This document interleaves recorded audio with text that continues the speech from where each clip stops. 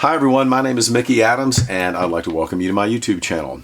In this video lesson, we're going to talk about something that scares the crap out of a lot of you beginners, and that's a little bit of music theory. I'm talking about chord construction, complex chords, and then we're going to do the intro for Steely Dan's song Peg, and we're going to use the chord forms that we're looking at. Don't be scared. You guys hang on. It's really not complex. When you see A flat 13 sharp 5 flat 9, it's not A and a cuss word, behind it. It's actually a real chord, and it's not really as complex or hard to find if you understand intervals and scales and basic mathematics. So if you'll bear with me for the next 5 minutes, I'm going to explain to you how we're going to build this chord. Let's use A as our bass or our root, and we're going to consider the note here on string 8 to be the root. And let's talk about all of the intervals that we have on axis across fret number 5. This is an open tuning, and the intervals are exactly the same on every fret, just in a different key. Okay, so we have a 5th tone, a flatted 7th, a root. This is our home bass. Okay, the whole tone above the root in the bottom octave is actually a major 2nd, and then we have a major 3rd, a 5th tone, a root, a major 3rd, a natural 7th or major 7th, and in the 2nd octave, one whole step above the root is the 9th tone. So when I strike my 8th note, which is a root, and my major 3rd on string number 6, which is a major 3rd, I basically am implying an A major chord. The next note here on axis is the 5th tone, the next note is the root. My C pedal raises my 5th tone to a 6, and my root in the 2nd octave to a 9th tone.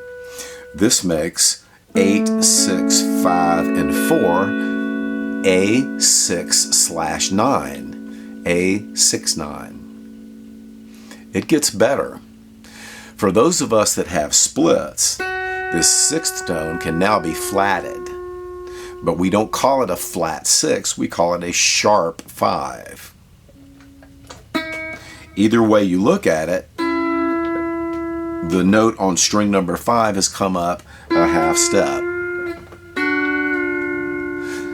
So this gives us A6/9, right? Now if the 9th tone is lowered, it becomes a flat 9.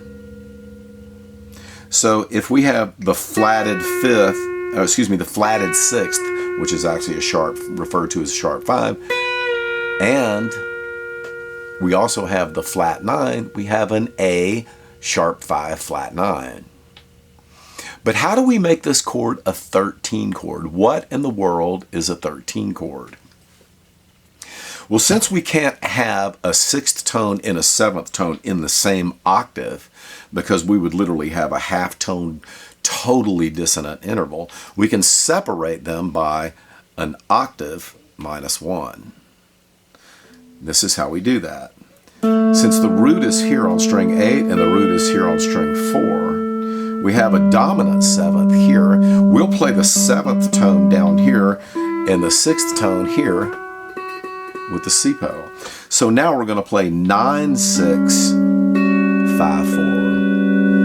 So now we have a 13 sharp 5 flat 9. So now we have,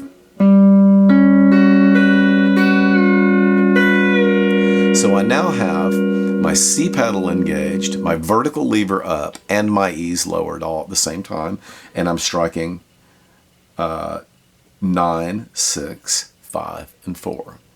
And that's how you get, that is a 13 sharp 5 flat 9. Now, if somebody's resolving a chord progression from an A to a D, and it actually winds up being, and then into a D major 7, this gives you all kinds of options to get outside of the straight major and minor. Now back to Steely Dan. Steely Dan does not have a straight major chord in any song that they play, and Peg is no different. Let's look at the 13 and the 13 chord and the 9+ chord being used in a descending progression that's repetitious. The chord forms sound like this.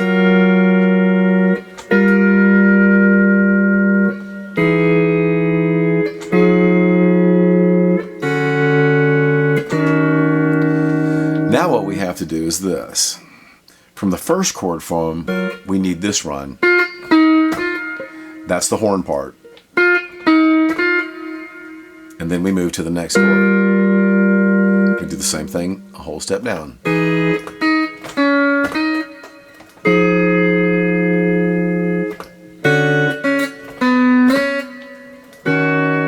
Now, where you find those notes is entirely up to you. You can play them in 5 different locations.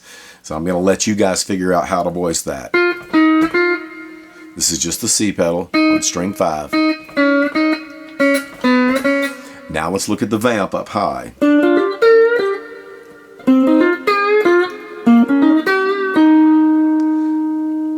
All together we get this.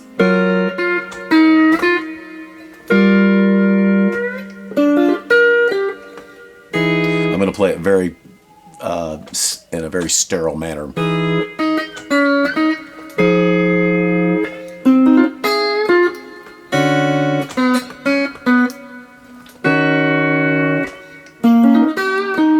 And then we're into the D flat major 7, A flat major 7. Those are the first chords. So we have an A flat 6/9. This is position number 4 with a C pedal alone, strings 4, 5, and 9. What we're going to do is leave these 2 notes, and what we want to do is raise that note. But we're going to have to do it by going up a whole step and then lowering it. And as we release our pedal, our C pedal, into just the 9th string lower, we've actually allowed these 2 strings to remain right where they were. So all we've done is just raise this note. So